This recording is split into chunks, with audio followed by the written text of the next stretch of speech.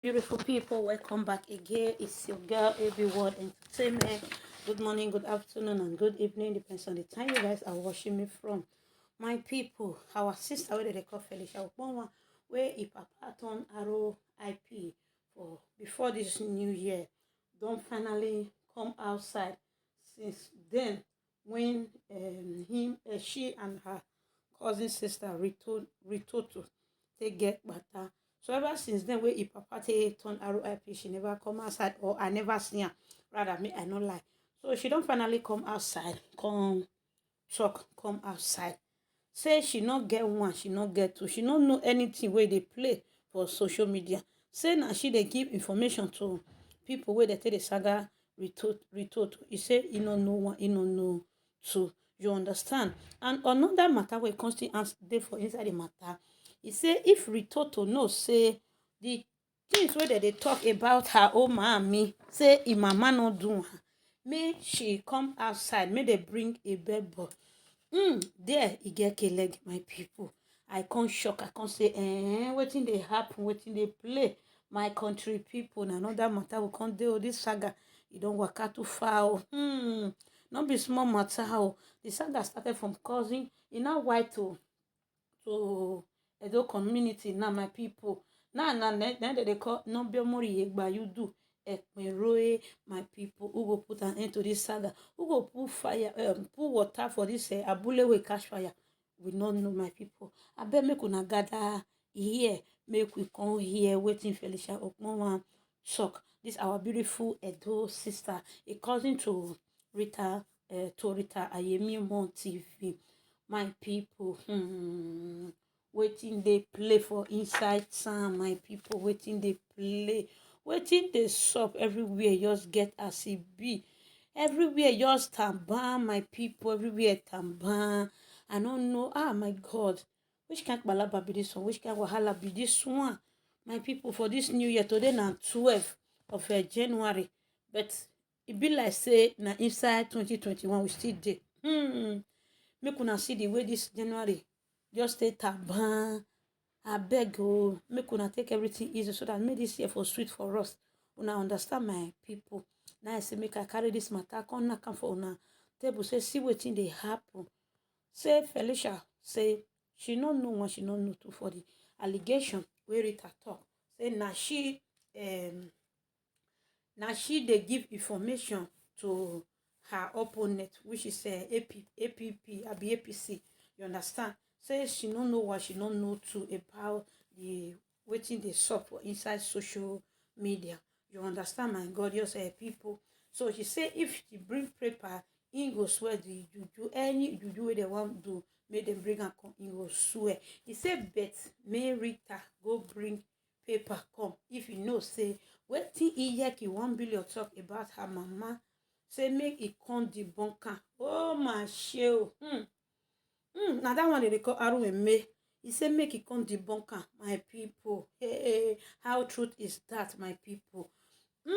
He say Rita don't first offend Mama Kate. Wetin Mama Kate not do? He say na Mama Kate do am. He say why he go talk say woman wey dey carry come obodo ibo they do. He say which is no good, her eye no see am. He say but immediately her mama come outside now, her mama picture come outside. She come dey nyana pata, he come dey nyana poto. Say he come dey taban. You understand? He said that kind thing not good. He said if you know say if mama na 100% plus another 100% equals to another 100%. You say make they go bring a yellow paper or any paper, make they come take the bunker. My people, let's be careful. Area don't scatter, area don't spoil, my people. Now only this one I say make I bring come give una, my people. Make I leave una for this video. Please, if you are just watching for the first time, you are highly welcome. Please, after watching, subscribe and on your notification bell so that anytime I do upload, you'll be the first to be notified that I just uploaded a new video. By doing so, God bless you. To my new subscriber, you are highly welcome. And to my returnees, may God bless you. So guys, see you in my next video. Please, my Edo people, one year. May peace reign among you all in Jesus' name. Choose.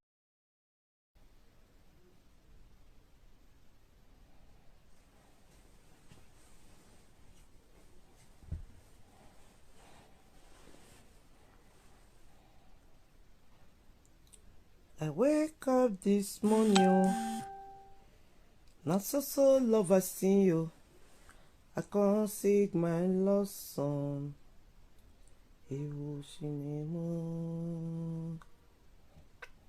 I wake up this morning, not so love I see you.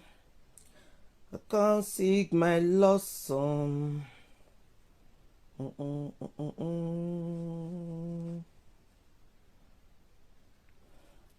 Please share the video. Blessed morning to you all here for me. Allora. Share the video, please. Share the video. I know say me no dey do saga, me kotori me. Blessed morning. I know they do saga. I want to explain one thing to now. Ime kotori me. Iye kote. Irija gbomerule. Nekpe o. Oh, Siriu wow. Iye kote. Irija gbomerule. Blessed morning to you. Nekpe o. Oh, Siriu wow. Hey, Jimmy. Iye kote o. Irija gbomerule. Nekpe o. Oh, Siriu wow.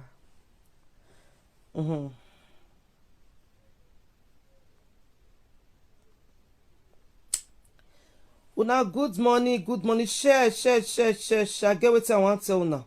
Me na share. I get what I want to tell now. Please share. Invite your friends to come and hear because I'm tired of all this talk.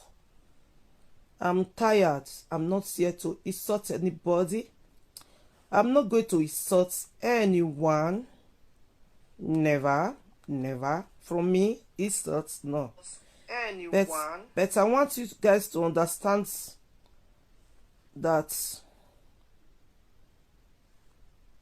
not everything is true on social media.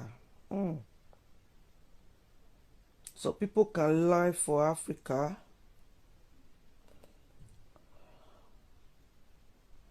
So people too they lie. People too they lie. People too they lie.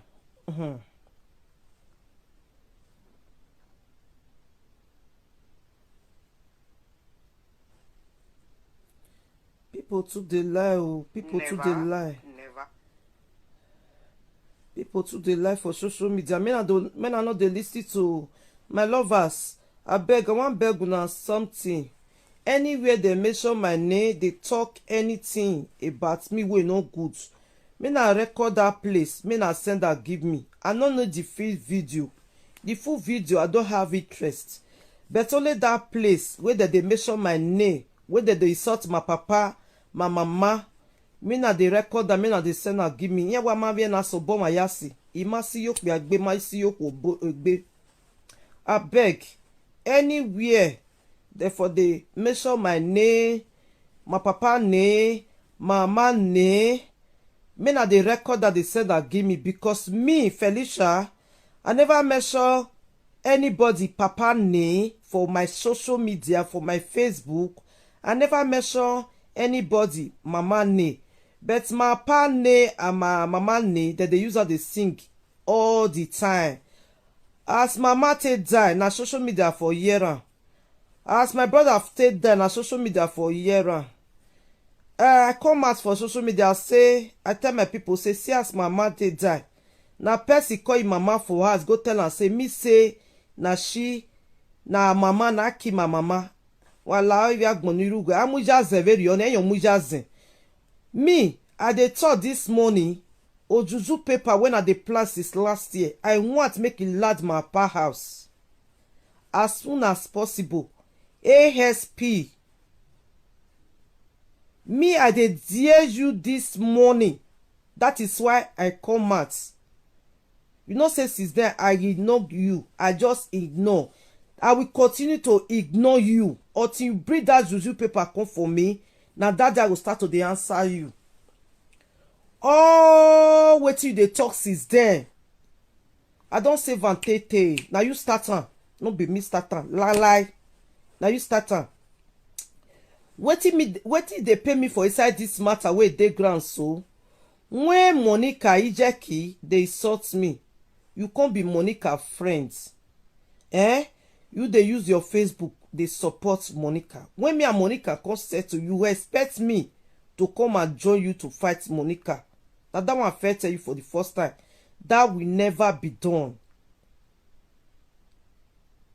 That will never be done. Lie. Sunu. Carry anything wey I talk for my video, dey plan every day. Sell am go give police. Go sell am go give hire killer. Wey you send say, if I reach Nigeria, as I dey put my part for inside ground, you go dey wallow and dey come out. Many words dey wey you don talk. You say mad person don sleep with my mama. You say for the first time when me dey eat meat, na house I for eat am. Why me dey talk all these things now? Why be say now wetin dey on her body now? Na take dey laugh another person for social media. What worry your mama? What worry egbe? Worry emi no re egbe? Worry ejo? And your followers go join you dey talk the lie. Me I dare you this morning. The ojuju paper you don fit tell your papa. Many people wey dey around you say make dem tell me say you wan bring juju paper come for me since last year. My papa can't die. My papa die. You come out for live video, they celebrate, they happy say my papa die. Imegi dear wana. I dare your family today. Unero no la ivo. That ojuju paper made the brigand call for me. I dare your family, your own family. Nale uno day. Now remove. Anybody no quick oni when why are they bebogunwe? As soon as possible, ASP. Wagiaro werame. You know why I tell they thank God for my life. I never come for social media, come brag one day say my papa na rich man, my mama na rich man. Na me come at and say, Iji me, Iyesu say yakokima. I no build estate for Nigeria. I no get fine house for Nigeria. My papa no build estate for Nigeria. We no get money. Now machine my papa drive. Before I enter Yoruba, I can't fit buy car for my papa. I no brago. Ima wije mege no sinera mege daughter no. Never. So anything when I talk to my papa, you say it good. But on my people where they see. They know as my papa today, they know as my mama today. Now that one surprise you now. Now that one surprise you now. Who know me no my papa? They know say that iya ezekwa. Akena sameji. Aga kbe. Oh wati pikpi. Na ma sameji oh wo we go dey talk. This morning, the thing don't son me, don't vex me. Ojuju paper. Go ladder for my pa house. As soon as possible. ASP.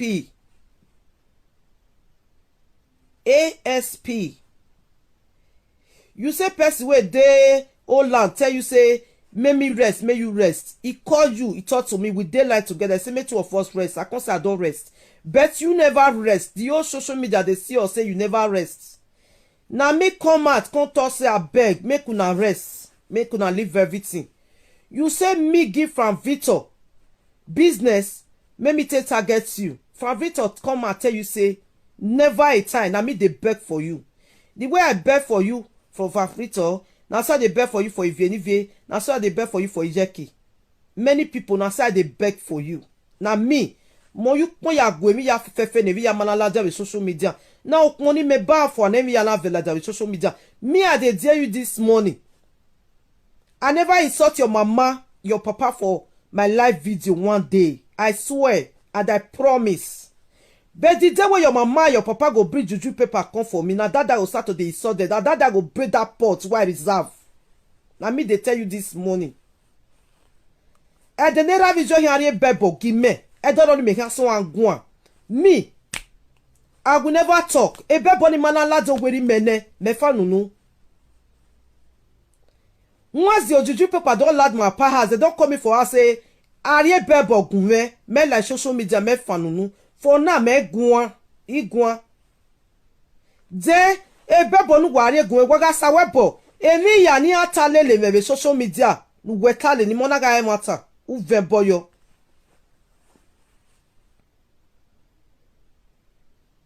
U veboyo emi ya nu tale le mebe social media nu tale lijeme nu tale lera mona ga emata u veboyo.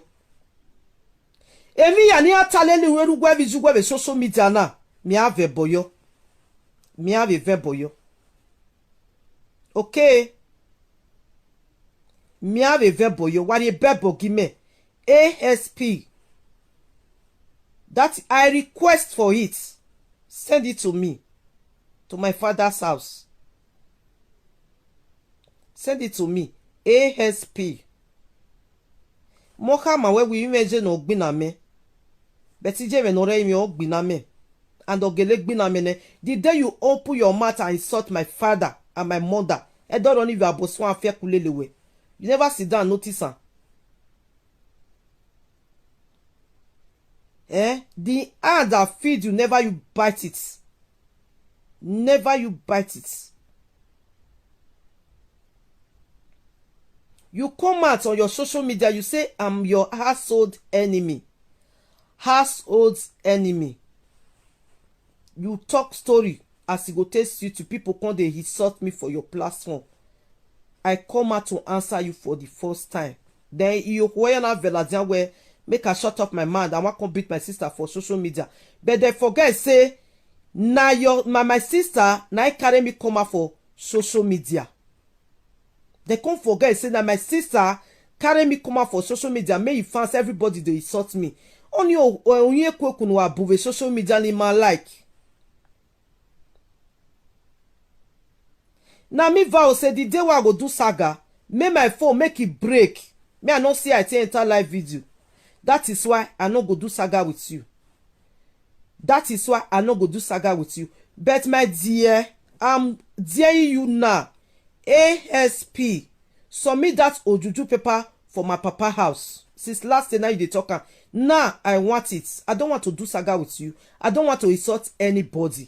I know they insult person. If I want to do saga, I go come hey, Ijue, era, no.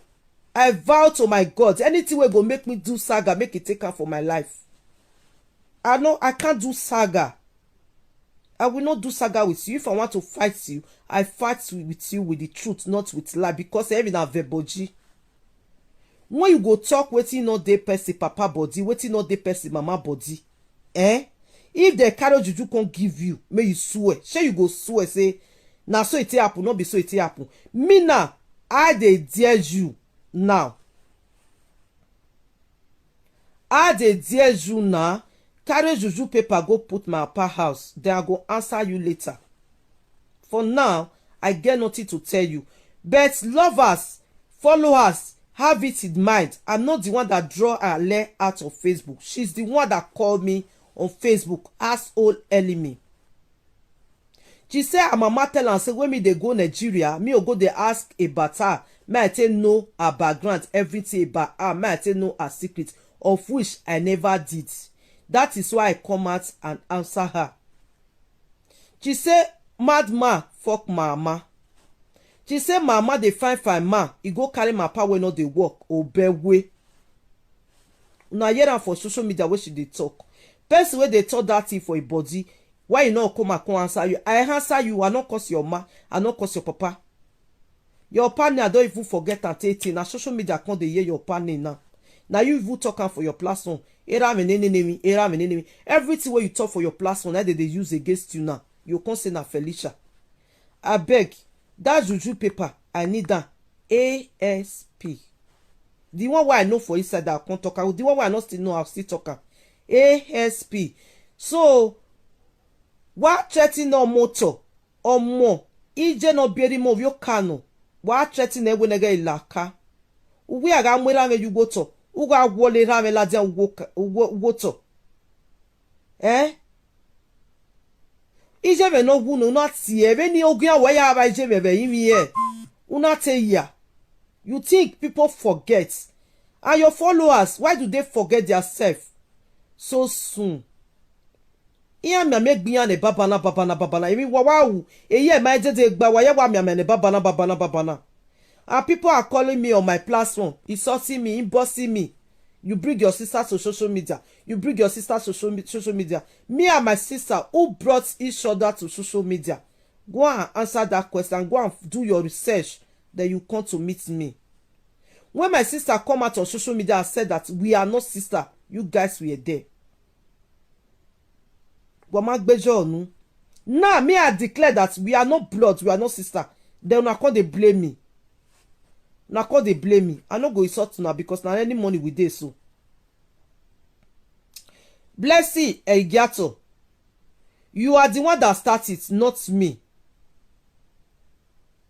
Okay? You are the one that started it, not me. Blessing Eigiato. She is the one that come out on social media and said that me and this. Okay? Blessing Eigiato aga mwe bono nu ven. Wa venjo wi mokason ya. You go swear.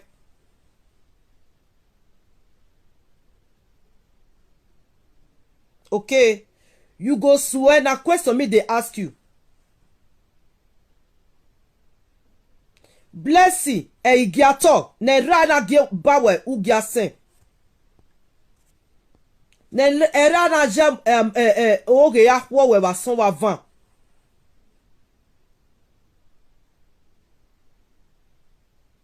You go fit swear, Blessing Eigiato. You go fit swear.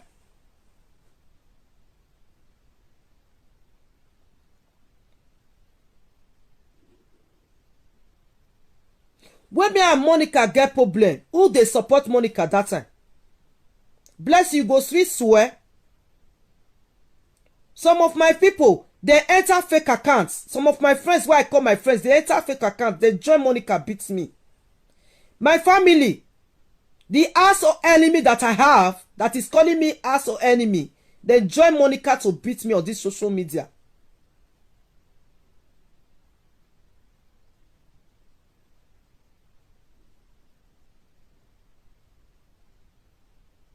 Blessing Eigiato, come and swear. Swear with your life.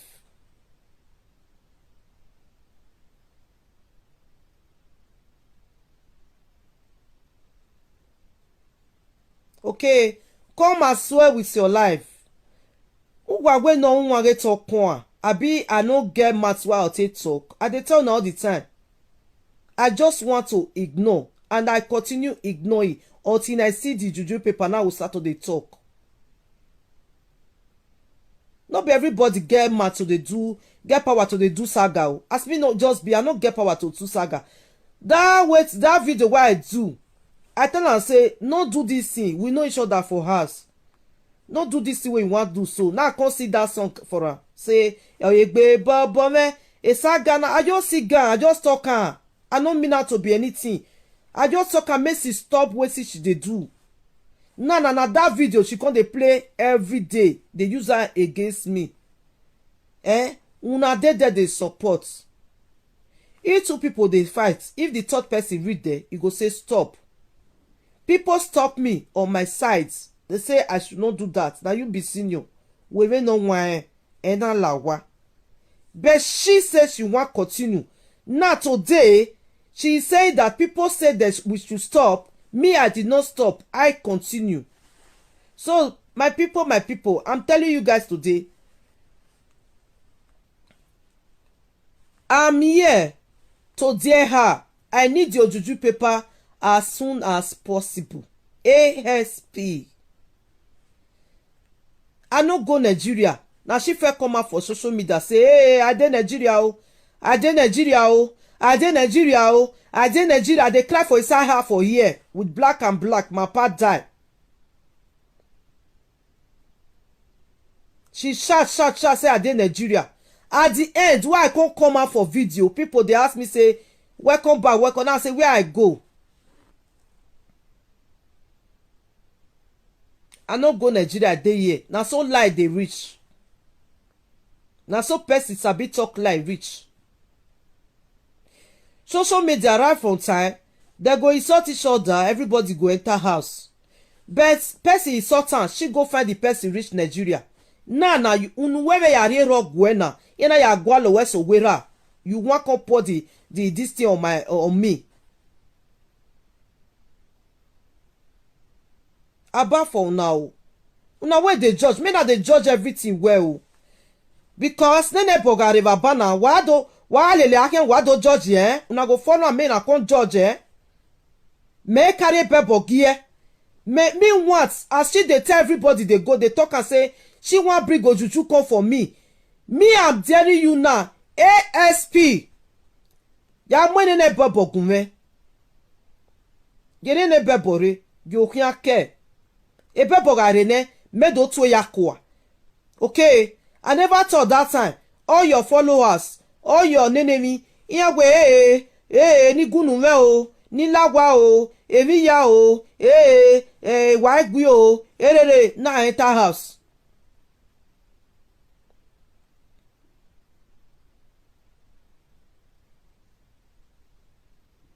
ASAP, yes, as soon as possible.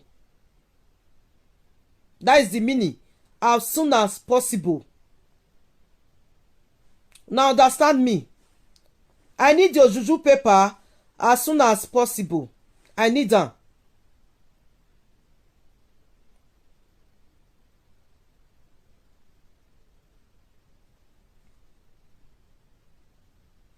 ASP me as soon as possible. Now say, no say, they say I no go school. Now so they talk. A person wey do SS3 as SS3 exam pass am, e no go school. I no go university. But I sabi write, I sabi read. No be na comment I dey read for yes o. Person wey talk say before me comot for Nigeria, me I no wake here. I no follow man. Say na she follow man, na she wise. Yeah. Na true that one. If she talk am, I get person wey wan marry me for Nigeria before I come here. I date before I come Nigeria, come here. I no be okpo for Nigeria before I come here. Mama no do okpo, my papa no do yahoo. Me, I no be ovie okpo, I no be ovie ashawo. Now you come out for social media, can't call mama ashawo, can't call mama okpo. You can't give mama the name wey no be a hoe. You say mama he died because of ne. Now your words of mouth no be me talking. No be me talking. Now your words of mouth no be me talking. In wa me na son obama yasi. You see me now. I go work, come back, do my business, sleep, wake up. I just dey wake up. Now they see all the rubbish, all the thing. If I turn and say all this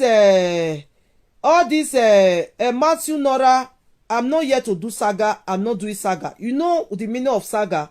If you come out, wetin no dey your body, you come dey talk am, you come dey shout, come dey do, na that one be saga. You never know the difference between saga, between normal talk. Me, I no dey do saga. Anything wey go make me do saga, make God remove am for my life. But if ojuju paper don land my papa house, then I go do saga.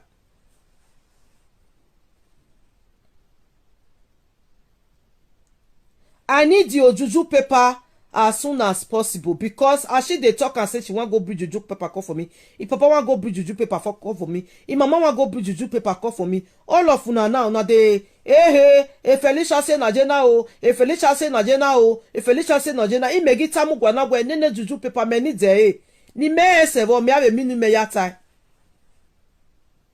Imegita na.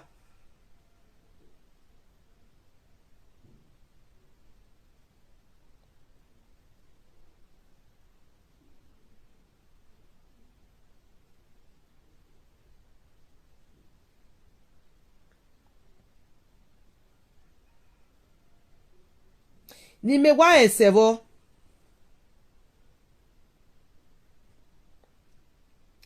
Matthew, Nora, go and listen to all videos she have been doing since last year. The way she have been insulting my father, my mother, my family. Now blood, now they use you. But I never come out to insult her father and mother. God will bear me witness. People that are watching me will still bear me witness.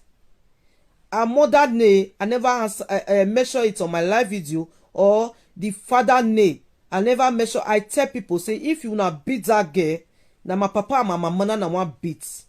It caused quite a between me and some people. Okay. If na go arrest him mama and papa for house, me na fair arrest my mama and my papa first. Me na go our house. That is what I always said. Since the thing don't happen now, ovie na ka evon I evon. Ovie na ka evon. If you know say wetin they no go do, you not do another person. Mama wey don't die, you go insult her for grave. Then my papa wey never die, you insult her, my papa die.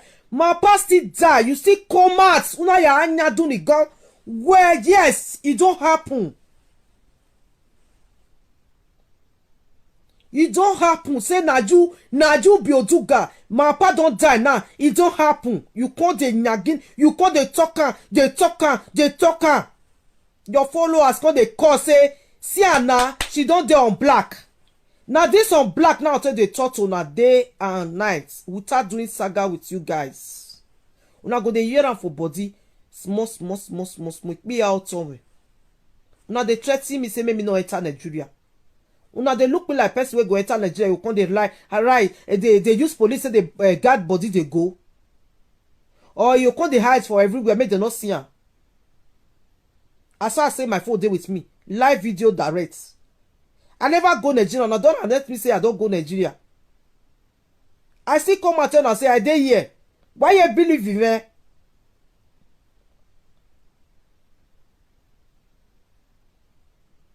I beg all the video where she dey do till they insult my papa, my mama, make una dey record am. They send that for me for WhatsApp. I need them.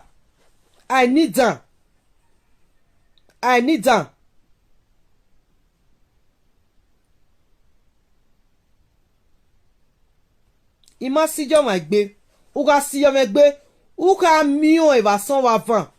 Ou ka mi e wo buye. Ou ka mi eva 120. Na me tell you. Ou ka si jo me gbe. Ou ka mi eva 120. Ou ka mi e wo buye. Ita ma we na wi jeve. Me je ni mi atele no do gbi na me. Beti ji me no re mi agbi na ni me. Era me na be ya ba je me be yimi. Wa gwe no ji e. Egenera me mana ba je me be yimi. Egbete be ohowe. But nera me bi je me ya ba je me be yimi. You see everything. God will trouble people that trouble my peace. That is my prayer every day. That is my prayer. Never you come out to play victims. When Monica was Monica, you cannot dare her. When Monica was Monica, you cannot dare her. When people another what Monica do ana wo do ana boy where now you know it or my igua. They say me cannot enter Nigeria. They threaten me for four. They send me message. Me not enter Nigeria. Me not come do my pa bury ya. If your motor ni roka iya we are boy me yek or you no roka where ni mega. Why they talk like say your partner from Oka? Una come build us for Oka. Oka wakere. For crying heart lads. For crying heart lads. All your kawaki. What do to what boga ije no bury me of your cano. So people when they call you now, they give you my say, hey, Okaya jo, iya we no avec bomo ni roka.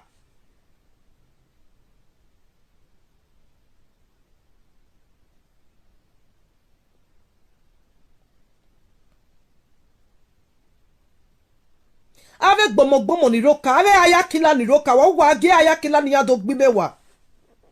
Eri okpage anya mo kpage tu we bairave. Ologbo kpage tu we bairave. O fege misi wo gwima. E cockroach get misi wo gwima. You wait for it. I've laid the complaint. I've do the laid the petition against you with your words of mouth.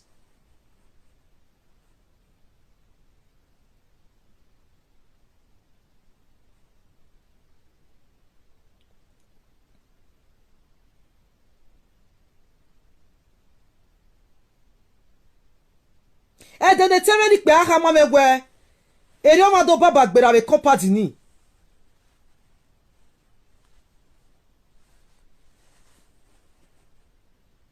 E Pastor Grace oga ari ogugwa eme.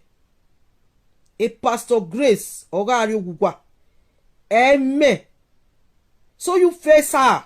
Face her. Don't face me. Face her. Don't face me. When Jackie was Jackie, sorry, my lady. When Jackie was doing saga, nona gele we Jackie amwe audio ne, odo akbe, onyanye nene mata, ore magijo, ojume ya le. You were fans of Iyeki, you were supporting Iyeki. You were celebrating Iyeki. Aproko the God devil. No be God where they serve. Aproko the Godfather where they so the devil. When they go rubbish my name for social media, you they come and they praise them, they clap on for them. Right down Aproko. They go paint your picture for there. They go they put better music for you. They go put my own. They go insult me. You go come out. You go they say Aproko. You go they give them. You go they hide them. Yeah.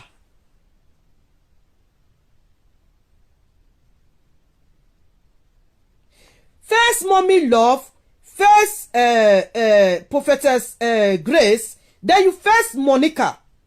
You know why I say you should first Monica? Because you call her.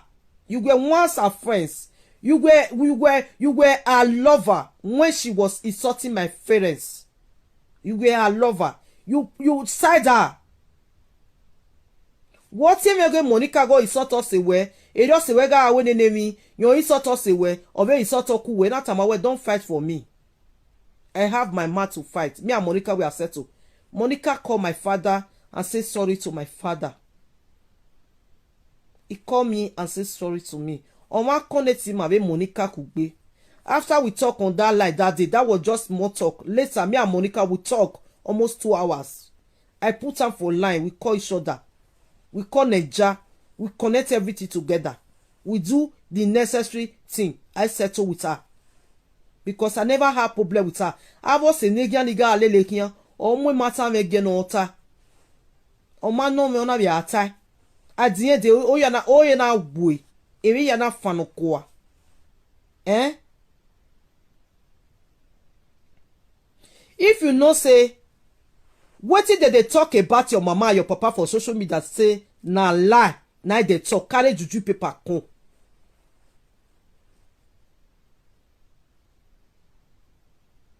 Carry juju paper con, na so me they do my own.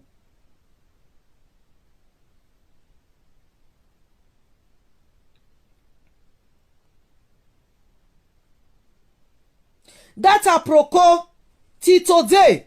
Now they start to the blog before all this young blogger come out, social media blogger come out, microphone come out. Which other blogger that they all of them write me, say condolence to me. Many of these bloggers negbana nevini ya reboji evi ya ogbanyaniya. Where blessed go they follow day and night. Now Aproko the Godfather now first starts to the blog. Nonsense.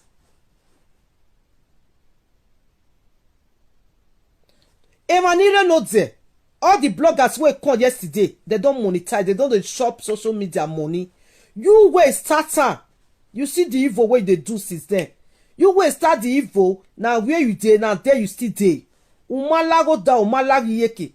Una keranija no mara no roke. Una ki ogoma jalele e moni toge le social media kia. wetin una wan do me? Why ugbera waka ugbera 4 years ago? Now those videos na wan go bring come out. Me na bring come out a day here. Iya igbaluwa ya. Iya igbaluwa. Ọmọ na egun wa. Why oge tokun? Iya igbaluwa ya. Aproko the Godfather. The useless one wey dey inside. Una rubbish me for this social media. Una send me account make I put money say una no go rubbish me again. I come out I tell una say I no go put money for una.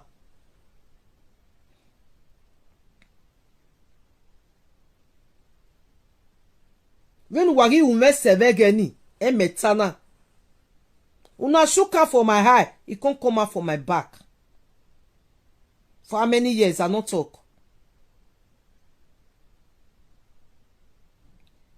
Grow, you not grow now, Proko. You not grow because they don't see. Iya mu ekbenuemu one. Ikpe wikwo orugwe ba never see go mothers. Ni riga hallelujah be jemi orugwa Proko ni affect on one certain time. No, not believe me. Iye wa po bonu wa. E kanana ti agbera gbije no ya ka blog e. See all these small all these small bloggers wey come out na yaki ologane, they are making it. You are still there. Now you go open another page again. Okagbe commenters. Shame on you. Shame to you. Egbe ma ohowe. Shame to you. What if one of your hana? No ya son arovie maybe social media. What if one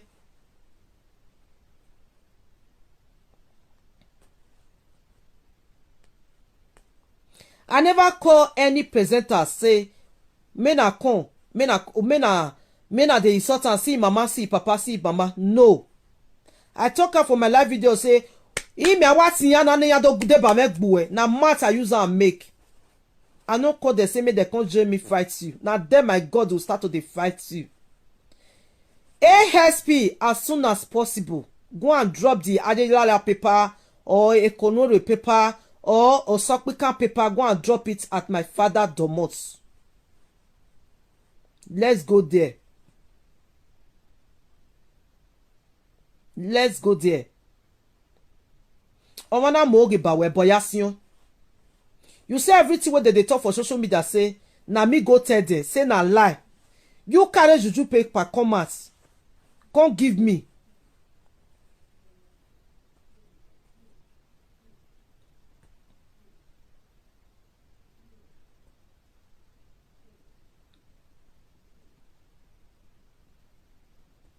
Go give me.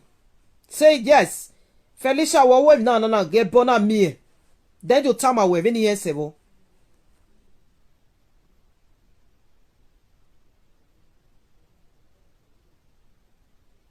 Okuyo alene iren to de. Okuyo alere iren to de la wowo imegi mi wena. Imare do ti ebonu e. Imare do ti ebo aragbije no, imare do ti ebo ne ravijue. Era vijime no. Right from time keta. Wo pa mari era vijime as era vijue una amo ebogbe rave vijime. Imeri era vijue as era vijime. Wo pa na mari era vijue. May your followers make they come listen before they judge. I take her mother and her father to be my father. Talk her for my video. Why be say she know they play all those parts. Now let we are for toss and one key pots now she they play.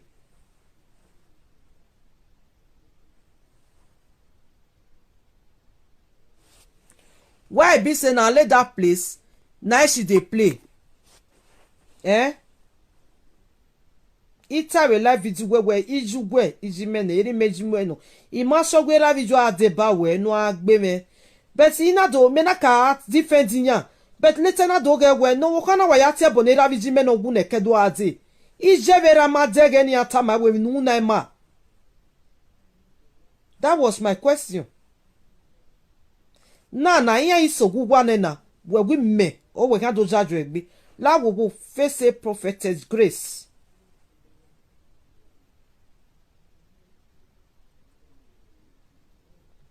Face prophetess Grace face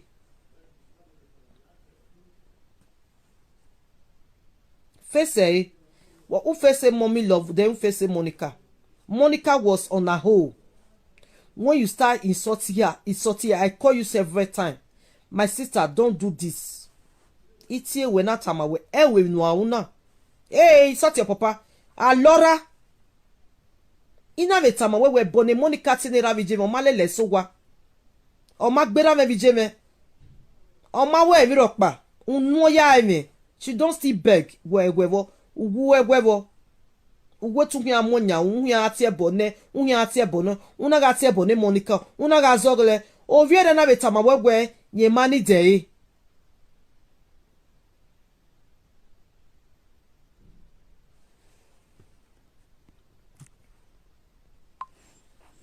O viere na betama wegwe nye mani dey, una zolo bona zolo ogwe, na iladana woke, we mi, ge naga hewe. Take it. Take it. I'm not supporting anybody. They are insulting your parents. They are insulting your mother. No, I'm not supporting. You know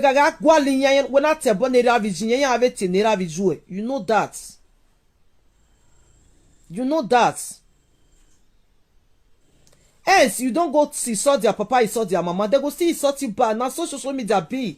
Now, let me know they insult your papa and your mama back. Because we know each other. Your father is my father. Your mother is my mother. But nagiri nana iju gwegi ejime eyeri me ami ala yegi anuna rene giari ogwagi no.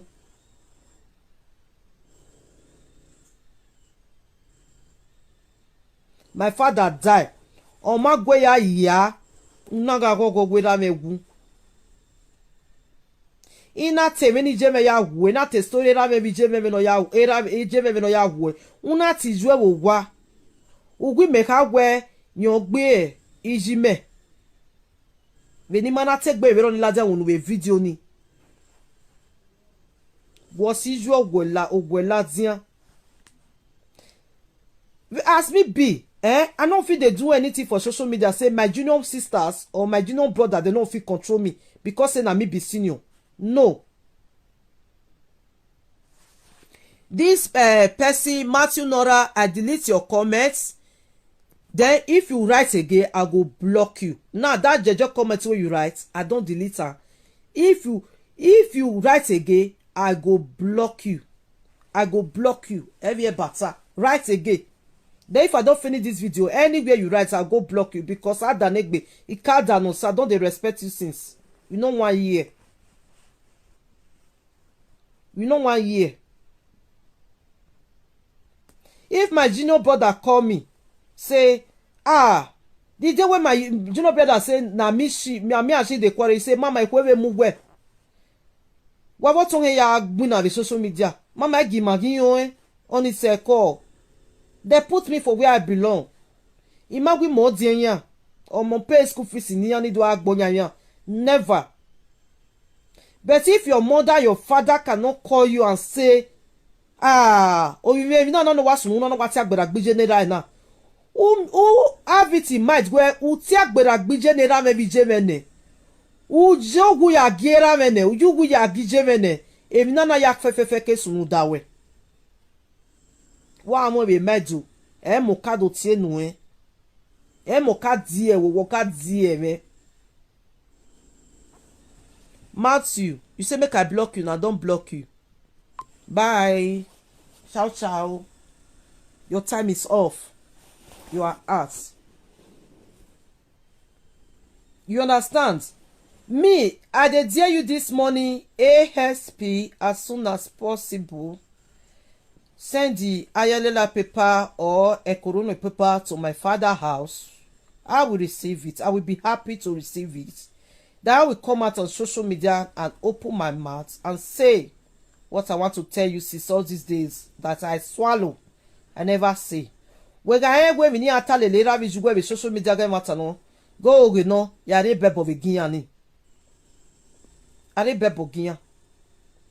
Even the Frankie wu gwe oge no woman like e. Ona ri police na aru mu ti Frankie wo wa. Abi? So if you know say wetin dey talk follow you for social media say na lie, Israel ma okpa eva abai zue ore no. When Israel dey be bogiyan evani tai. When no dey be bogiyan kime ne fenisha when no dey be bogime. Me wa kene ne bebu. Uno manaya tawa a ogyoba. Always pray for your mouth not to put you in trouble.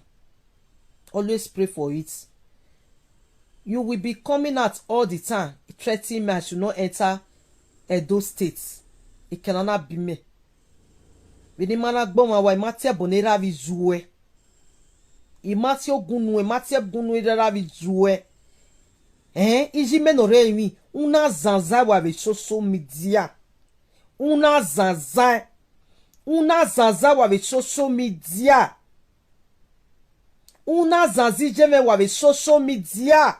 Una zanze family me wa vi social media. Yana wuni wani age we. Ina unwa. Edene nagi so vi social media. Agi donate na vi social media. Veni me wa sene dori account me la dan woni adon donate me. For what reason? Who does that?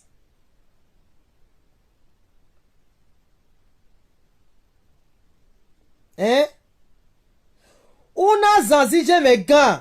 Una zanzera vegan. Uve zanzije vegan. Ma dave. Because okpeni jeme wu. Ya egie mute ya. Ma dave. Eri meno da wa wu.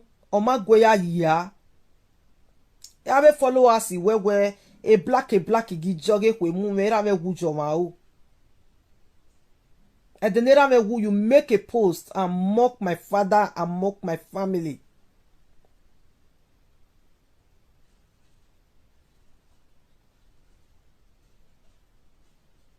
Uma danera me. Omo no ma danera vije. Aki ave dan no ma danero ma ve. Aki ave danera vijugwe. Go and answer that question by yourself.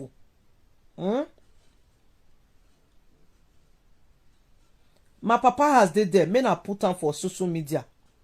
Men are post on. My house did there. My Pangiri house is still there. Men are post on for social media. I don't get estates. I felt on and say I get 2 houses for Europe. This house where I did now duplex. Another one dey where they receive house rent every month. Another one dey nive ewu we webo. I tell na. Ima fenya gbede. My papa house na Pangiri house. It did there. Now Okogbo snapper put am for Facebook. My whole personal house where I built. They don't still tell you say I sell one house. You don't still talking for your video say I sell one. Now let 3 people know say I sell one house. So when I read that 3 people, you go breathe their comments. Now let 3 people know say I sell one of my house. Where they close to me. Then you can't talk am for your live video. Why I go Nigeria that day, I show my house, na Pangiri house. Post it on Facebook. Let people see the Pangiri house where I get. Okay.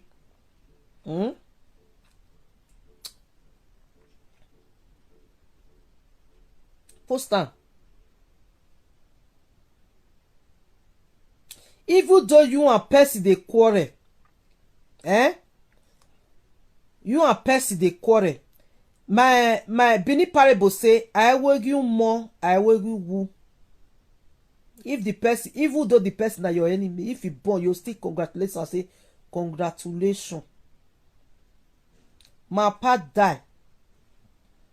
You say na that one good for me. Say my papa don't die.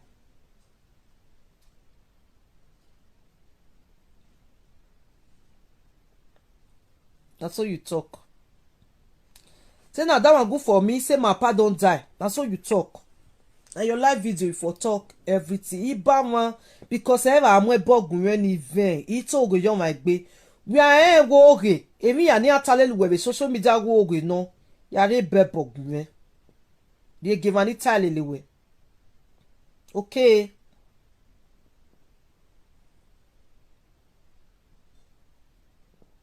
may I call her the pusher because they don't know what it dey.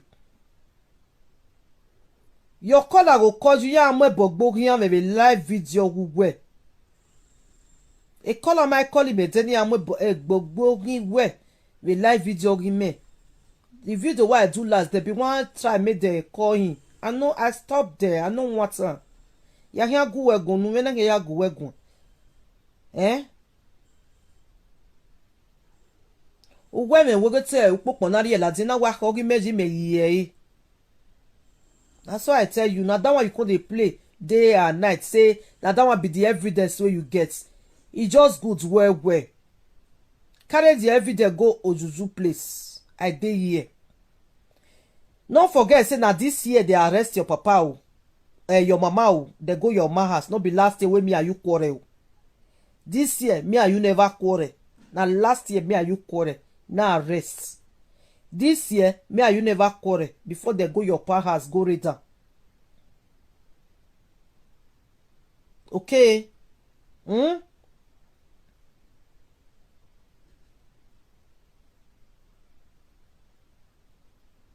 Mere bebo gi we ti wo mo no re bebo gu ya ti oso pe kan ya akun ni me ina ti oso pe kan ya akun ni me ya re bebo ni je ogugwa beti iwe gbe eri oni me on weri egi me ye oyo wera me ya ti me wa we etena ta ti me o teve no pe ati me we iba ti e itama we ofe e cockroach no ka lere be company ni okogbo ni e cockroach ni ọmọ na igare okogbo ni rat no ka ke e ko mo no ka ke ezekele la yoko wa ọmọ na igaro yin ma idege evo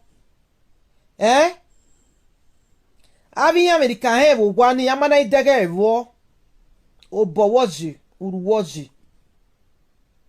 I've laid my complaint. Okay, you go police station, go they mention my name.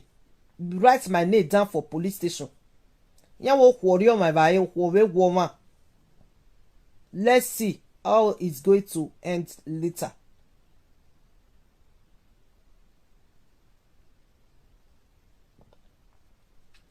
Maybe love, we say na really rats.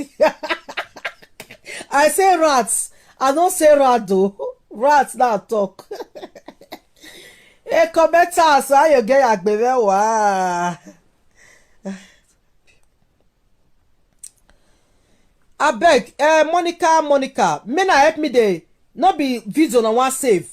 All the words wey she dey mention, may na dey record that for na phone. I go send that for me for WhatsApp. Na know my number dey Facebook.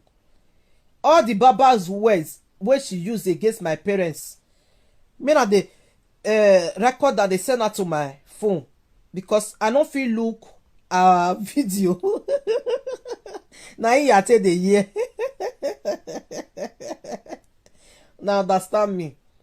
One love my people. You know what thing for this life, if you don't love yourself, you will not love another person. That is it. Mana we make bewe, mana we make family way. You cannot love another person. That is the problem we are facing. Yo, I did laugh now. Not feel remove these people where they put red heads. I not feel remove them. I bet men I just love take over that red head for me. I beg. Men I just love and like take over her for me. As I did life so, I not feel remove her. Use love and light to cover that red head for me. Men I blast them with love and like. If you love me, my followers, my lover, they know they talk lie. There is difference between followers and lovers on this cyber space. My followers, they are my lover. My lover, they never push me to do anything stupid. Why their followers and their lover always push them, go and do this, go and do this, go and do that, go and do that. Anybody will go push me, say go do my person this thing. You understand? So, ime mwe ya yo salo babo, say na gmona my me. My Okogbo papas, abeg, my lovers. Shey I don tell una say na Okogbo my papa get. My house na Akpangiri. If you come out for social media, ekwe imu me vege ni. Egen ekwe imu me. Understand? Anywhere I go Bay Estate or the lot of social media ekwe do amu. I say na can declare my one. Hello? Hello?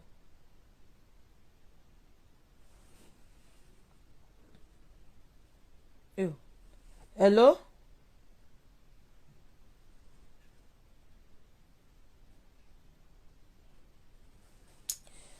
He said, let me read this comment that will give you the correct answer. Princess Ameze Odigie, my dear Feli, try and use your brain. This word is too small. Okay, remember these people don't still saga you before. Blood is thicker than water. Oh, Mr. Princess Ameze Odige, God bless you for this word where you talk. These people don't saga me before. Only a problem wana. Owana ka saga omana owana ka rovi oma. Ona go sorry we ni uni. Uya gbewa. Because say Monica don't fair insult my papa, insult my mama before. Me, Okon dey fight Monica. Or if I see where they beat Monica, I can't judge them make they beat Monica. If you say blood is thicker than water, tell my blood not to come out and insult my parents. Agbera gbijua, Princess Ameze Odigie. Agberwe gbijugwea. Agbera gbijue. Ahia erugwa bijugwa mo la de social media. Arovio when oyari agbon amo ogejo ohun. Awujugwa get on love come when love kijugwa. You go quiet. Ameze Princess ogo gbera gbijue. You dey mad, you dey craze. Enyo mwelega. Iji me no enyo tiwe mu aberi me no enyo tiwe mu.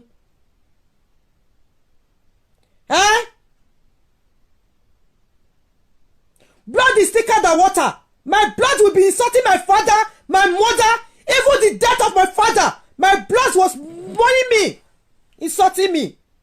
Our followers were insulting me on our platform. Princess Ameze, waya ave ravi je vagbon. O visual ne kero kan do gboye la jave Facebook.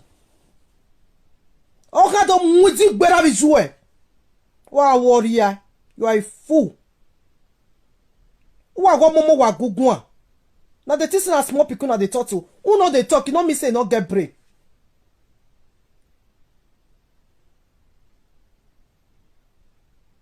Even though me and you dey quarrel, my papa die, you have to cease the noise. You have to cease the noise. Respect the death.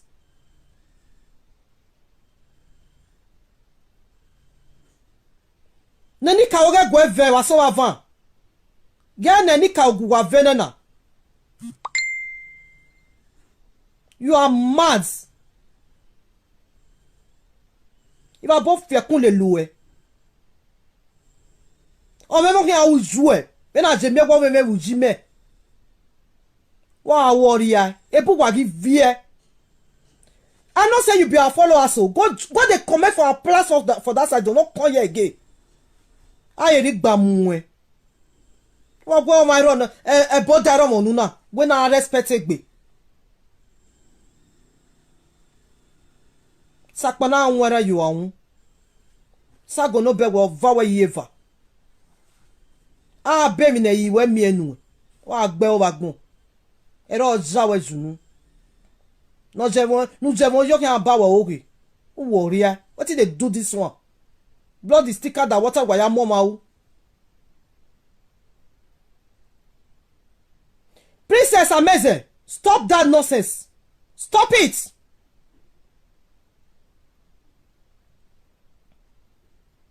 Even though you are okay, you say you are 68 years old. Una gbao, when we now you don't see what is going on. You say you are 68 years old. As you are 68 years old, you are a mother. You get to know what is going on, and you get to judge the right thing. Don't never write rubbish on me.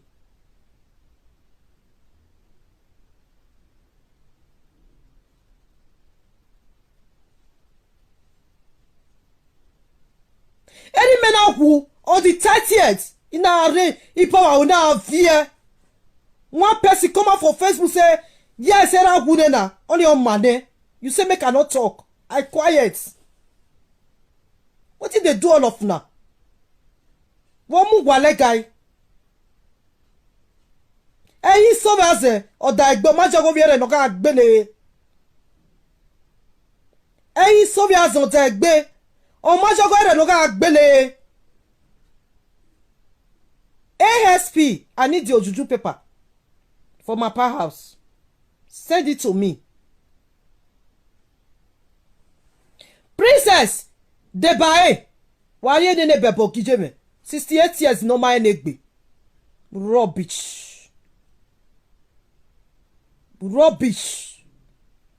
why me na ti okoko wa ati ororo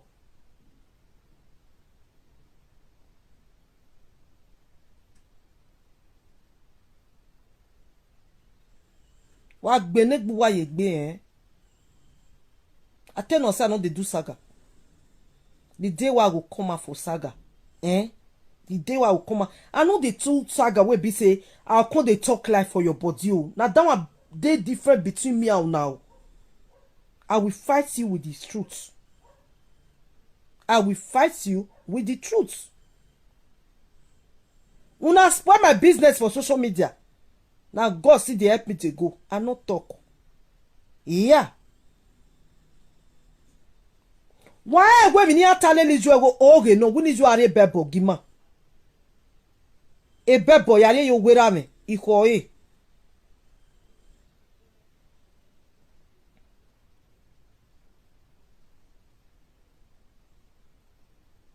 teti ji mebe ragbon mebe na ave ton son ne mo understand ave ton son maybe ave ton teti ji mebe ragbon that first day no kun se o wa kun se ijime magret venu sunu jije mebe place on iwe ijime o wa cross po buzu e ijaje mi o ma dege mi no sunu yago ibi kana gbina be webo ije ye wune ije lati eni ye erije me yawe mi your mother never did o ma tie me ba one day ina me gie mani abwera mi je wa ri ogwa una me la jave live video gwe nya ga live ani ni ga live if you na tuta yogunya if you na tuta yogunya ya magijo because I was looking for peace wogu we gwa the peace I don't know why it's business some people blind Monica don't fair insult my papa and my mama before she come out and say sorry to my papa for live video many times she call me you expect me say you don't go fight trouble for that side make me mele yo do ko ile yo do ko ye me I dey declare this morning now say wagwe mo we no pa wa dey bebo ya yo wera mi iya agagu wagbon wa ehun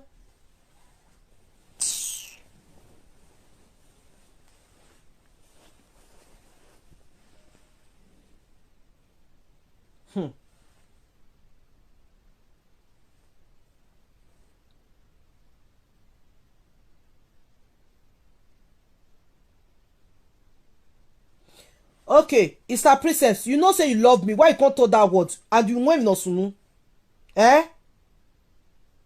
You know say that thing. You know what it dey happen say not be true. What you call they tell me just now. You know everything. Why you call they tell that thing? I'm so sorry to insult you. It's not my character. You know that. Please, madam, don't do that again. Please. If you love me, don't do that again, I'm sorry that I insulted you now. If you do my shoe, you go do more than this. Okay? Mother Princess Ameze Odigie, I'm sorry that I insulted your father and your mother now.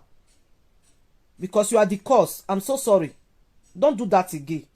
If you want to talk to me, write me on private message and talk to me. Okay? Don't do that. I will be radio. You can't see what is red. You will be calling it black. No.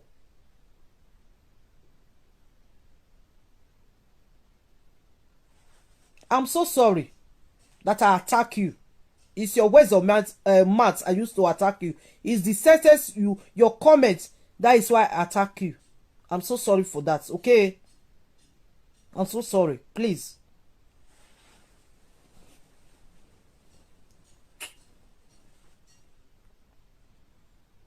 What is police like social media? A bebo wa here we na. I wa ke bebo ni 24 hours I wa hoi. I want receiver. I want receiver. I wa ke ne bebo. Me na send that con. I go receiver.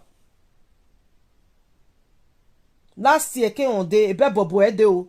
Izi ayare bebo re o. Eri ayare bebo re o. Izi ayare bebo re o. Eri you know what you are not like for this life Emi na working ni me like You like I know they brag.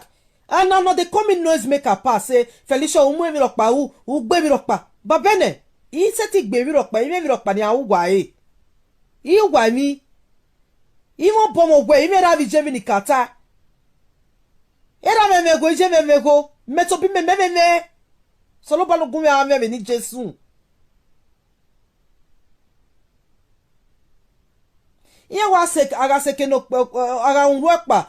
Ewewu evini ya zedo ni aga se ke no pe abi beson. Yeah. Men I stop this fake life.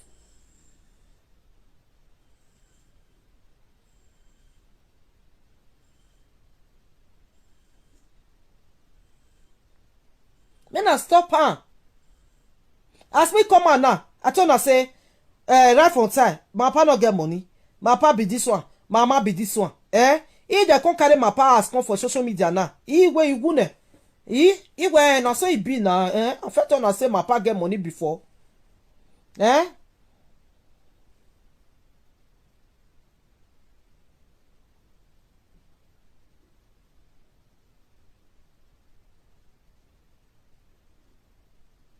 Thank you, Sister Princess. You understand? He do also because imakado nya, imakado toge, imakado bragi, imakado fianya gbe.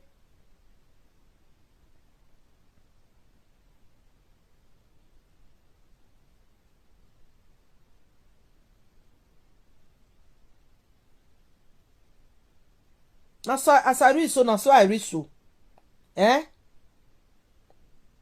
You carry mama, you destroy mama, we don't die. E don't have gbeje no kewu. E picture ni ji memu last, okewu. Memu ye social media. Waya get on o am egbe ni. E god oro obo. E godi oro obo. The big one dey in neck, the small tiny one come still dey. The one come dey in hands. When mama die, I carry the goat, carry a come here. I give the small one to my brother. Yeah, Jerry. Na sabi spoil person mama. Wa mujo ma de white zanzaiwa and na lie. Then when come reach na turn na come dey talk say hey na household enemy o. Me and you who be household enemy. Na person wey carry person mama come out for social media na be household enemy or who sit down you come carry and come out na be house. Na you carry mama carry everything about me come social media. Na you be household enemy, not me. Not me. Get it right on your score.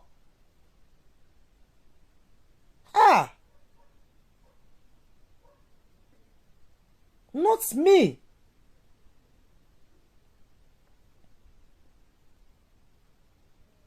Eni ya no rata gbona wa mo ya me. Iya wegbe. Vabene is good. I receive it. Me ma money no we. I ma tie we ni ati we social media. Ibe tie we. But se bebo ga ladi ne, then do togo me.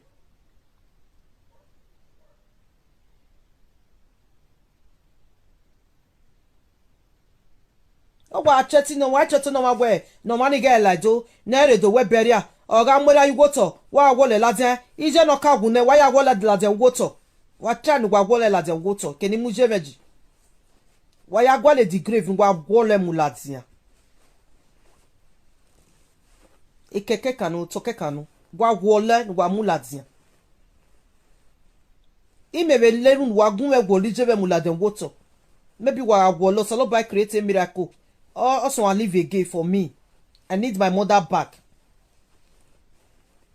If a lenu wa we gwolera me la de water. Era me na my mo yoto waya mo la de mortuary. Era va my mo yoto. Waya mo la de mortuary. I dey tell you now, I dey dare you now today. Ebe boni yare yo wera me. Ya collect yi.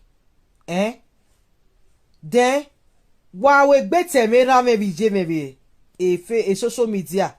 Una we gbe teme ra me bi je me bi social media ya make a decision me. Ya make a decision me. Una we gbe teme ra me bi je me bi social media. Ya make a decision me because openu ke to yo won. Ya make a decision me. Itama we yo to na. Wa we gbe threatening ni me bi social media. Iyoko wa we gbe threatening ni me ni ge laka. Eri a mi so gian me. Ya take a decision me. Wokaya ye police. Ya ye police ya muwe wokaya re ni me ni a police station. Wokaya re ni me ni a police station. Me.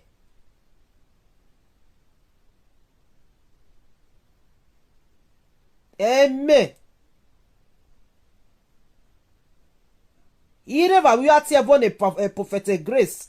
Ireva imami no ya sunwe. O ya hon.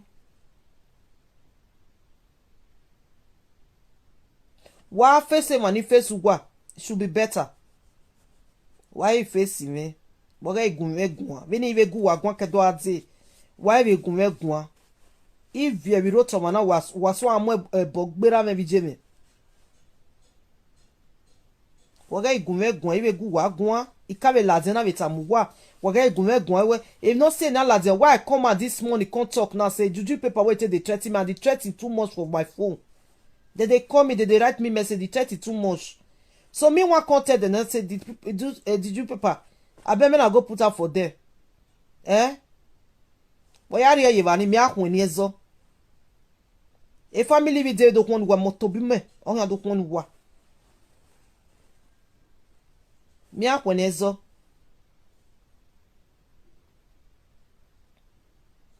Okuno le a sick color nwe. Na no wetin be sick color.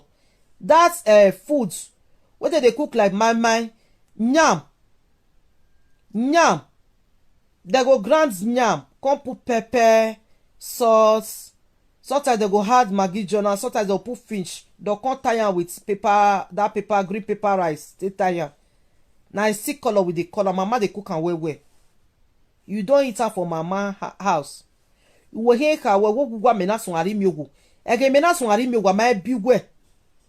Ama biwe 5 years balaka ya zinwe. Ama bia we vegani. Una moko ni rona zanza gabe social media. Na ya mwijugwe na ya mwerugwe na ya robishe ete kori yeni mejo. Bete genye na wime. Ekona gani rugwejo. Ya mwera na ya mwijwe na ya zanza ewa. Jesus, God forbid. Even may do live after them. God trouble people that trouble my peace.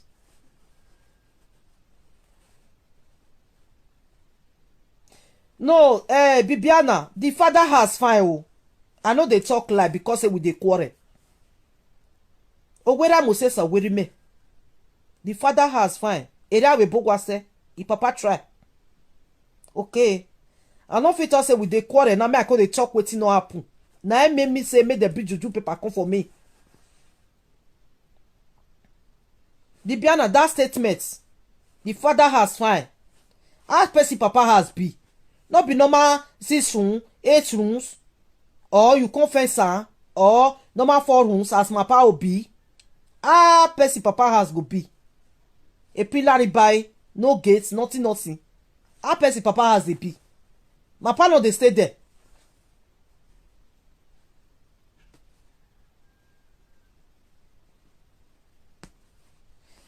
Caroline Coretta must be the worst. Come on for here. Even men do live with them. If I made mistake, you know me say you come right hand for here. So far they know wetin I dey talk. Like here we do. You understand? I don't feel say me and person dey quarrel. Wetin no dey body. Now that one me they pay me for inside. Wetin no dey your body. You can't talk am. You don't good. Me na tie body.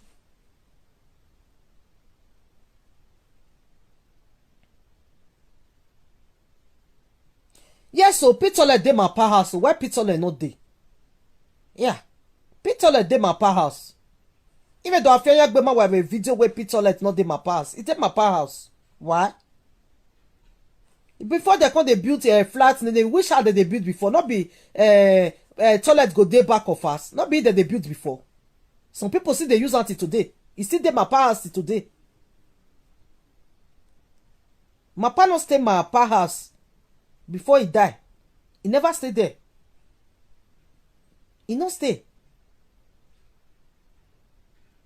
Because he's not see modern house, now he can't stay. Now modern house my pa stay before he die. Oh.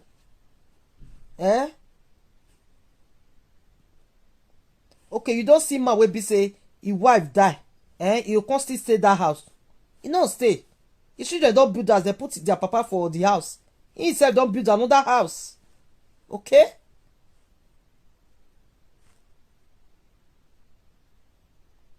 Vai do afenya gbe ba be social media ge ra me mona. Você na do afenya gbe. If they snap my papa picture house for social media now, I will just come and say, hey, yes, that is my father's house. Even now one, yes. I'm no more there again. You know, Miss Dinara. Yes.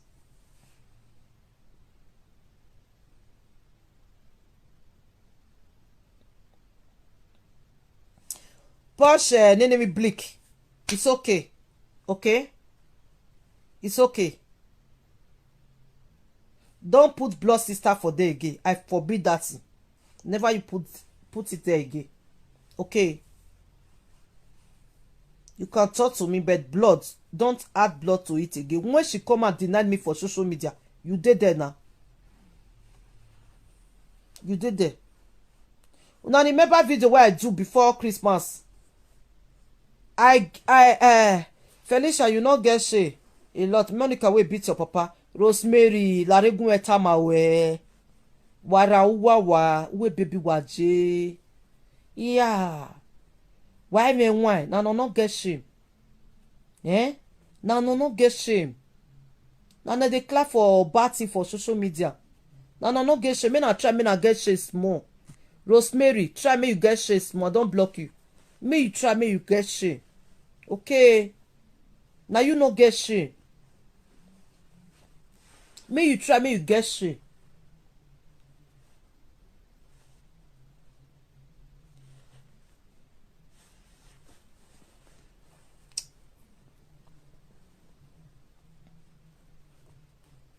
If they come out today say, "Okay, see Felicia papa house oh, he wage oh, see my papa oh." Some make banana they say, I know because they papas, you bring papas on social media, papas. Because I not fit on say potato dey my papas. I not fit on say na goat they take better. No, I not fit on that word though. Me na carry my pangiri as commas. Na the one when I know for inside, not be na bring commas. The one when I don't know, na not bring her now. Oh yeah, the one when I know for inside, me na bring her commas. Na pangiri, I don't face her for social media. Na pangiri, na pangiri, na pangiri. Now I want bring comats. Okay, I no go fear that one. That 30. Now when are they talk? Hey, mama is very intelligent. Mama is very enemy. Mama no go school. I tell now, mama no go school. Now let my pa go. My pa go school where? My pa na fine ma. I dey tell her that one all the time. So I gonna have your picture like that. Na handsome ma asipiki. Obera me manali you say ma pa na handsome ma. Mama fine where he get ikebe uru nori god nori vieje veke uru ebu no nya gbe ona ye gbe bu. So now lace all this na mama dey wear up and down buba that she dey wear that one na truth. So any other picture when I want bring come out, e no dey. All mama picture, una no want see people wey dey hide their mouth for social media. Iyan we picture yan ladian. No be say they get cockroach for cupboard because iyan kaya fian yan gbe ma Emmanuel we yan say na dey cause am. Now no say every the time they post mama picture, my papa picture, my family picture, they post now where. Okay, wetin you first they post for social media, person will come bring her comments. You can't cry put. You no cry now. Ou viejo. Wetin you don't first show for social media, person will come talk her. Or wetin they first they talk they follow you for social media, person will come talk her. You no cry put now. Because you mafia nyagbe, if you God forbid you. If your person come bring mama picture come out, hey, it is social media there. Why have you? If you, now me put on for social media. My papa picture did the men I go carry. Now me put on for social media. Men I go carry. My house there social media. Men I bring and come out. Now me put on for social media. Men I carry. My papa house there social media. Men I carry. He did there. Wa vieya la dia. Only one of my house. Now not there social media. That is my private house. It's not the social media. And let's say why me only muladian. That one not the social media at all. Only my private house not the social media. It not the. Not the. At all. Okay. The other one you go see a brick come out. Okay, may talk true. Maybe say if you come out, they can say, hey, you not talking. My two house. They will feel bring that one come out because it did social media before. But the other one, it not dey social media. Why? Might tell you the reason why not dey social media because I know not be where my people they stay. Now rent now just dey throughout. Now tenant dey there. Maybe if you go dey social media, now the tenant nice snapper put for social media. And if that house come out for social media, I go arrest the old tenant wey dey that house. I go know say that they bring her out.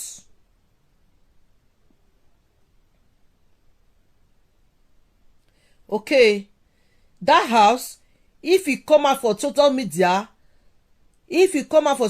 I know say na the tenant wey dey, na two flats, na tenant dey inside. I know say na the tenant na carry am come out. So I go drive all the tenants, I go drive they go police station. But the normal house will be say my family dey, my brothers and sisters never dey the house. If he come out, it don't fit dey social media. It don't fit dey social media. That will not be anything. Then my private house, if he come out, it good. I dey wait all of that. Now na talk for social media say Felicia no get anything, no get house. He no get anything. Now na talk am. So now wan go find Felicia house now. Una say Felicia no get house. Now na dey find Felicia house when I wan bring come at Ija. Ija. Ew, Ija. I no go even call tenant say tenant to anybody come snap picture. No, make them bring her come out. They never even know the house safe. Make them bring her come out. Now the one way they know, now they will bring come out. Make them bring her come out. Make them bring her. I dey here. See, only few people now. I know say I sell one house. They don't they talk am for social media. Hey, people can talk. Now if 3 people are there, say I sell one house. They don't they talk am for social media. Ew.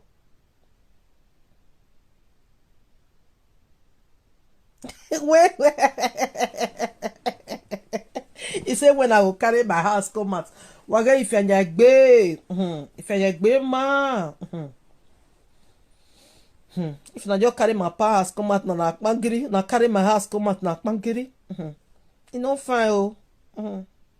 Hey, Fenyegbe. If my pa has come out, mama has come out, now you bring her come out. Now you me go home. Now you bring her come out. What is Sion? Now you bring her come out. I see they owe me so say that me bring you now come out. Well, be say not be me. I not be Pastor Prophetess Grace. Well, bring her come out. Go reach your pap picture. Not be me bring her come out. So if my own come out, I know say na you. Ijo wagia we say.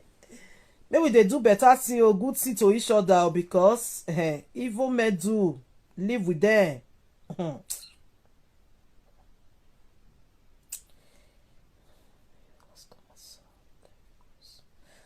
I beg, carry your house, come house, wife, people house. You know what? When me, what it make me they laugh? She they forget herself so soon. When she come out, Monica, I want to go Gwana. Obogwa le ranviri. Monica, I want to go Gwana. I try ni video ya university boy by family. A video ni yereva. Oh yereva. Na udo tama gbogwe. Meme mi rokpa. Na shame na. Nah, you say you want confuse human being. You say you want go bring my house. You want go bring enemy. Why you have enemy? Madam, go bring juju paper come. ASP, go bring her come as soon as possible. Go bring her come. I dey wait to. Hey, Jesus, I can't wait to receive this juju paper. Oh. Hey, Agbo Malaika live in the town of Lagud, which was not far from Ibadan. Oh, James say, Babrisku.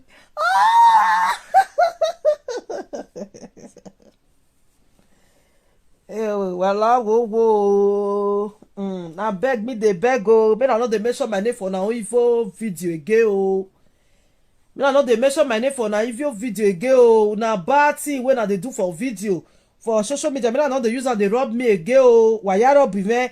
He hear like, hey, you take a decision, man. I no go like am again. I no go like am oh. I don't be a rich oh. I no go like am oh. I don't be a rich oh. Wala go. I dey beg una oh. May everybody dey their lay oh. If for juju paper don't come meet me now, I no dey my lay again. I go bring everything out. I come dey talk.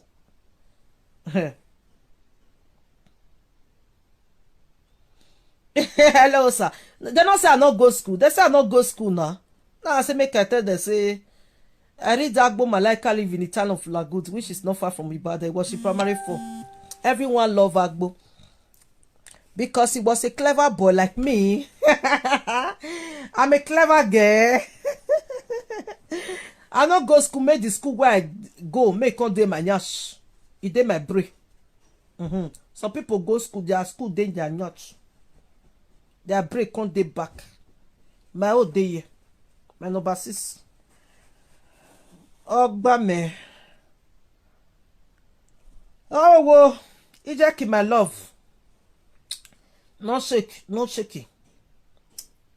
Anything that talk say na me can't tell you, na me call Babene. Make the bridge juju paper come for you, make the brick come for me. We go. Mommy love. Prophetess Grace. What did I talk? My husband don't come back. No. Anything where they talk, I don't know now before. Now this social media now come all this thing where they talk now make me call you now.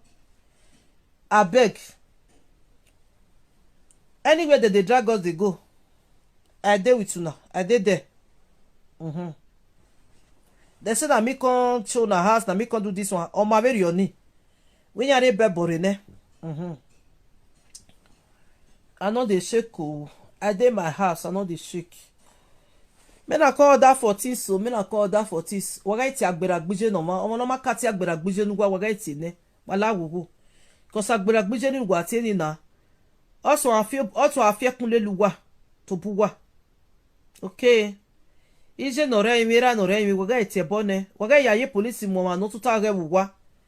Eni ma deba ọmọ no wa mi wa tie bọ ne wa ye police mu ye to bi ye ra bi je no ro wa sis we ka so ne na we ya uda ma na ma be na do ugudo question banners.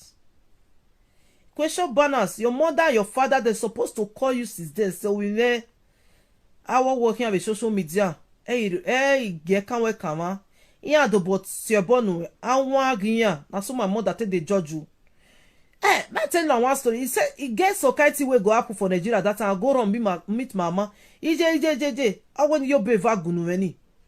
He go flog me. He go beat me. The time wey come know say na truth I dey talk say see wetin happen they don dark but he go first beat me. Mama never join me beat another person but he go beat me for their present ekwe mumewa ogbe mo oye bawo lowo ya ki oji ikaya bolo megbeyawa for their present o later you go tell me say next time not be so they take they do something but he don beat me don already beat me. If person push you, they look at if person insult you, can't tell me, no go dey fight. You don't go fight now. He go beat me put. He go even just they beat me. He go so he go all your boy arariyan gbewa we may call. Why gbe wa ari ogwa wa call. He go join those people. Pikin wey be say he can't tell him mama say she can't beat me. Where I go report to him mama can't beat and Jonah. The pikin go so okay je by where see I. Not be so. But if you go beat another person, you go draw that person leg come out. Your man say ugbe say kabo ya agbe. Yeah. O ya unya na. Iji me uweri o, iji me gbi me bai. O gbe me bai, o pushi me giyan ni. Iji me mana ide ba me ti yan lawa. Iji wa do agi ma be Facebook na do a watch ma. Igudo. Igudo mami ji metere no do wash me era mo pa kan tebe me obewu ime ni atere no do wash me o na wetin you talk now they say the fight you not be Felicia talk am na wetin you talk your partner na you mention am for social media not be Felicia tell them your sister name na you mention am for social media not be not be Felicia go tell them. I want beg una want you many body not say your sister your blood I don't fit tell na one certain time why wala wo my lovers I beg I don't say my lovers they know they talk am they know they talk am lie yeah tell lie hello yes oh this my phone you know they loud again hello. Good morning, blessed morning to you.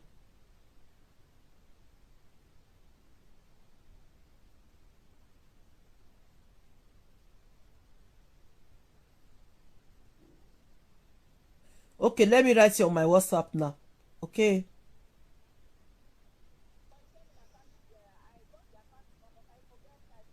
Okay, you forget the price. Let me write you now because I'm on live. I don't want to say the price online. Let me write you, okay? Thank you.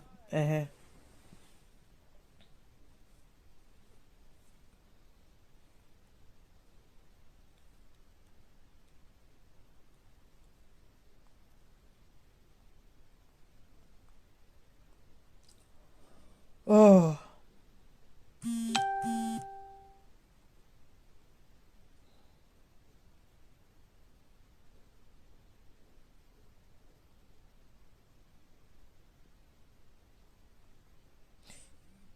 It's a mafia boy Amoronorove Nigeria there my people my brothers and my sister they never do bad thing for Nigeria say they'll come carry they go police station all those kind of thing. It never happen for my family. Now she come out for social media tell they say now so something happen he call they spend money for the town something now they use her against her go say na Felicia go tell them and that one they pay me for inside everything wey don't first say for your live video that they use her against you now you go say na Felicia. Oh, what did you? I'm fine, no, I'm fine. You know I lost my father. You never give me a call. I lost my dad. You never call me. You never ask of me. Okay, my people, una good night to good night, CJ. Oh my God. Una bye bye. Oh, have a nice day. Oh, Juju Pepper. I need them. Oh, ASP as soon as possible. Make I submit her for my papa house. Oh, I need the Juju Pepper. Oh, who got my idea? Give me. Oh, me need that. Oh, boy.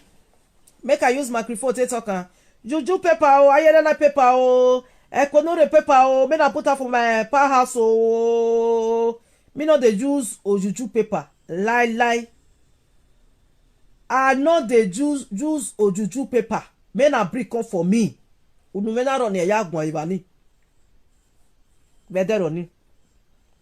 When I bring the Juju Pepper come for me, I dey wait. As soon as possible, I want to receive it urgent. When I carry a pass DHL. Wa mo Juju Pepper le normal post. I already say we na me.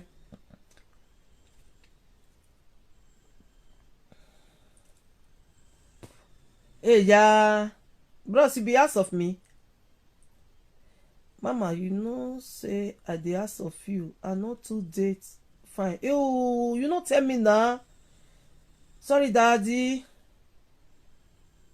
Bros, Kiko Bass, my daddy, sorry. Though, I hope you are fine now. You are getting better. Are you getting better, my daddy? Though.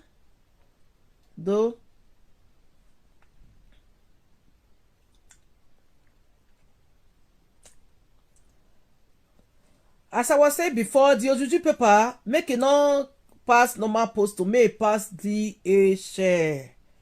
So that he go quick out my papa house. My avembo. I made it away. Oye no ka very voma. I have boy vi ya natale li jowe Facebook na. Oga mata. Evi ya no we tale li jima vi avebo. Oga mata. Oga mene feli shota jiyan. Ave avebo yo. That's what I see Arisho. Oh, egwune kwi eye jokia. Ngwa ya give social media. Ira megu.